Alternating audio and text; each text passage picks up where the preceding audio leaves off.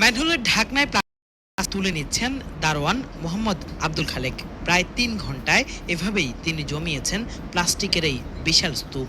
ভারী বর্ষণে রবিবার রাজধানীর অধিকাংশ সড়কে তৈরি হয় জলাবদ্ধতা। কোথাও ওঠে হাঁটু সমান পানি।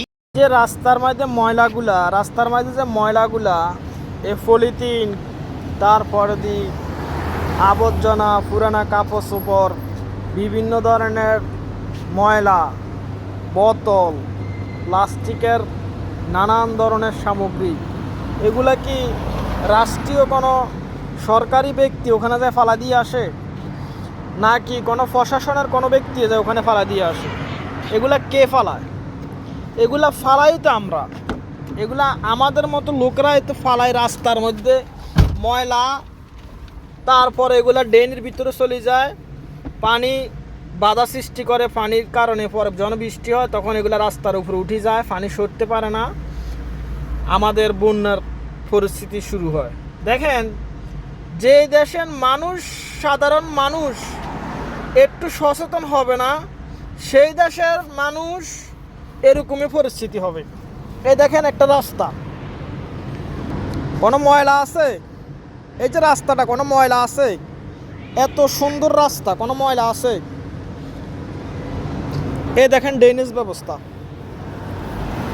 যত বৃষ্টি হোক পানির লাইন ক্লিয়ার, পানির লাইন ক্লিয়ার, যত বৃষ্টি হোক পানি চলে যাবে, ঠিক আছে।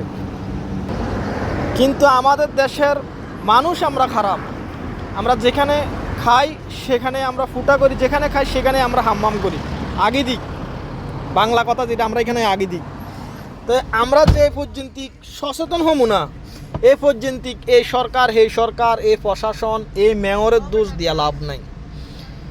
রাস্তা পরিষ্কার, নিজের আশেপাশে পরিষ্কারটা আমাদেরকে রাখতে হবে। আমাদের দেশে নদীমাতৃক দেশ, বৃষ্টি হয় বেশি। এই সমস্ত দেশে বৃষ্টি বেশি হয় না, তারপরও তাদের ড্রেনেজ ব্যবস্থা ক্লিয়ার থাকে, কারণ তারা ময়লা যেখানে সেখানে ফালায় না। ময়লা যদি ফালাইতে কারো করে দেখা যায়, সরকারিভাবে জেল আছে, জরিমানা আছে। কিন্তু আমাদের দেশে যদি একটা ময়লা ফালাইবার জন্য একজন লোককে যদি সরকারে ধরে যদি কোনো বলে যে তোকে 500 টাকা জরিমানা করা হইলো, ওই দিনকে আবার মানুষ মিছিলে নামে যাব, আন্দোলন নামে যাব। তো আমরা নিজেরাই তো খারাপ ভাই। কিছু কিছু দুর্যোগ তো প্রাকৃতিকভাবে হয়, ঠিক আছে, আর কিছু কিছু দুর্যোগ মানুষের হাতের কামাই, আমাদের নিজেদের কামাই।